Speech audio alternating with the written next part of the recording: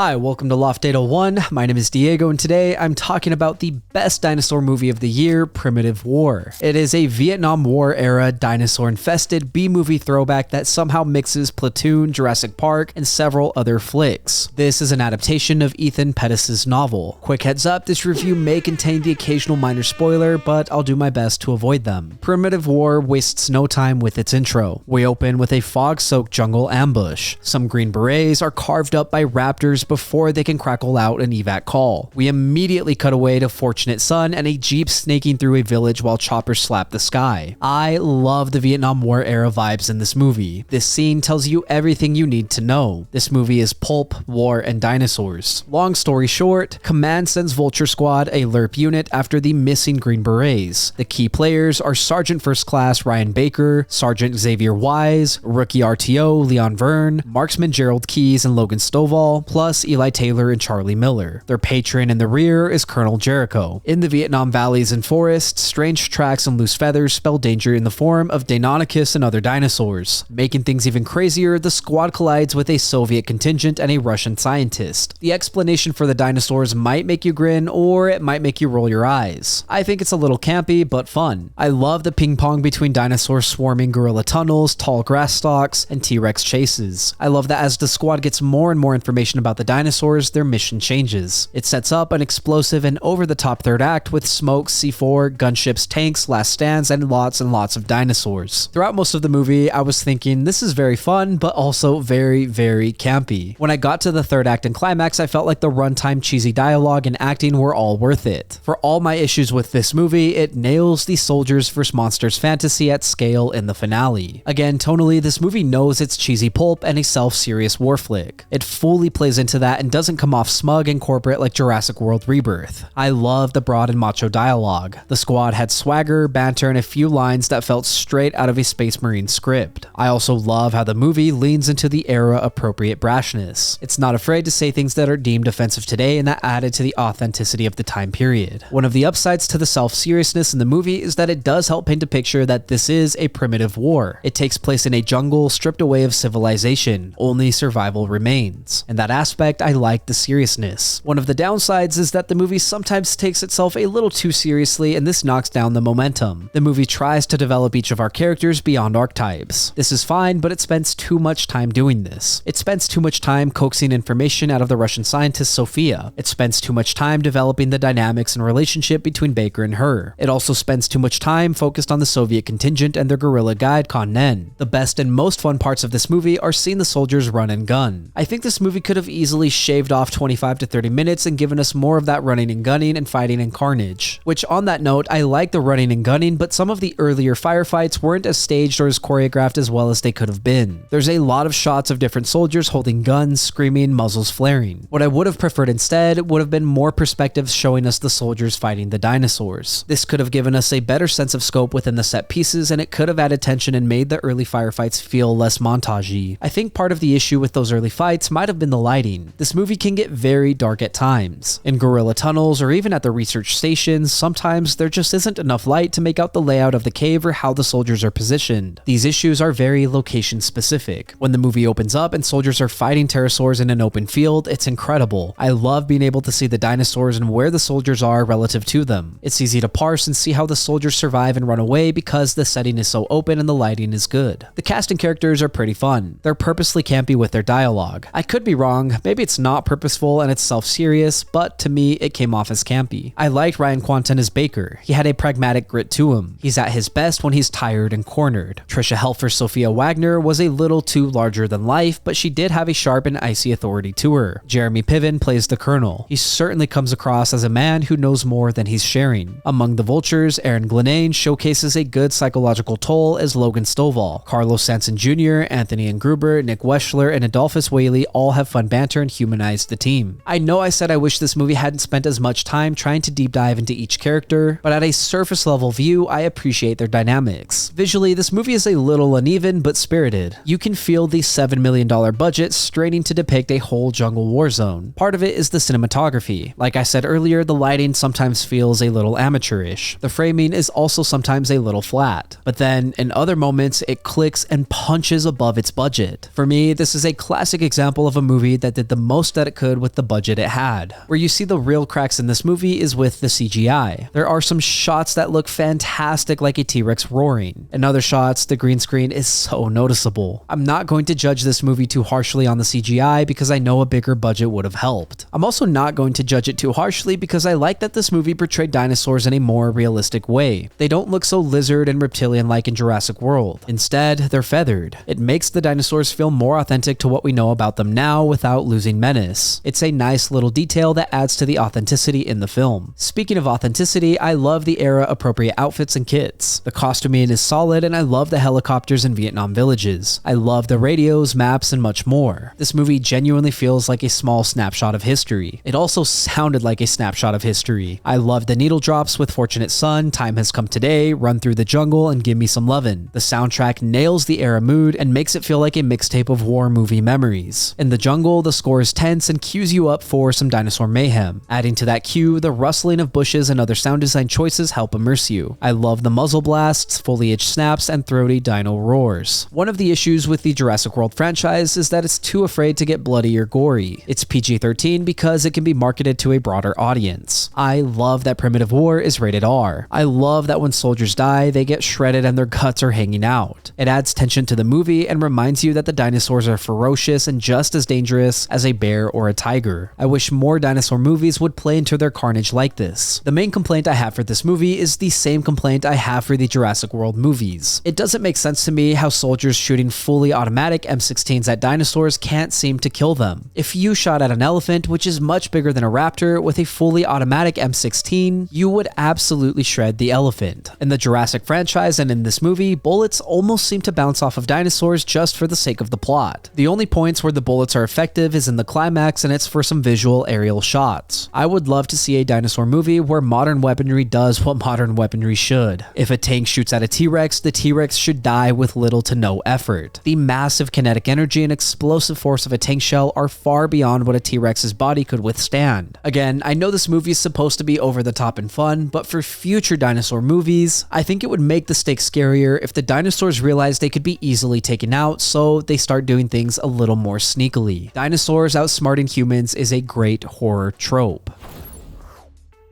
Primitive War isn't a flawless film. Its lighting can sometimes falter, some early firefights wobble between montage and chaos, and the storyline can feel a bit bloated. But despite those flaws, or maybe because of them, it delivers exactly what I hoped for. A gutsy, unapologetic slice of war meets monster action that knows its pulp and leans into it. From the fog-choked jungle ambushes to tall grass stalks, feathered raptors, and the finale of gunships C4 and T-Rex mayhem, this is a dino movie made by someone who really wanted to make it. The cast plays its lines with broad swagger, the soundtrack is a mixtape of war and chaos, and the production wears its indie budget honestly. For 3% of Jurassic World Rebirth's budget, this is a very fun B-movie with lots of ambition. It might not rewrite the dinosaur genre, but it's full of passion and I can happily recommend it over big, soulless, and corporate franchises. Thank you for listening to my review of Primitive War. If you enjoyed the content, leave a like and hit subscribe. If you did not enjoy the content, I hope a T-Rex eats you. As always, I would love to read what you have to say, so leave a comment and let me know what you're thinking. Also, if there's something you want to see reviewed, don't forget to let me know and I will do my best to get to it. Lastly, if you want to see some more from me, then you can check out my vlogs linked up above or my podcast, Good Friends. Again, thank you for watching. My name is Diego and I will see you next time.